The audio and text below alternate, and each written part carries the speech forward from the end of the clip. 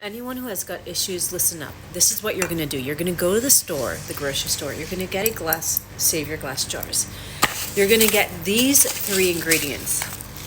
Fenugreek, fennel seed, star anise.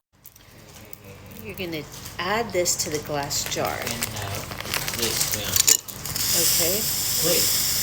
Now, if you have insulin resistance, you would want to add in, you can do cinnamon powder. I do the sticks. I feel like they're stronger.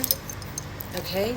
This is going to be, and star anise. If you suffer with gas and bloating, this little star will be your friend. You're going to add in some of that. We're going to take this and shake it, shake it, shake it. And in the morning, you're going to boil your water. You want it to boil in the water for at least a few minutes, because you want, once the water, you can add a tea of choice. You can add jasmine or, green tea, spice it up, and sip on this throughout the day. This will help with your acid reflux. It will help with bloating. It will just help you feel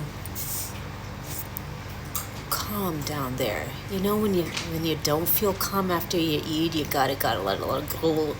It will calm things down. Cheers.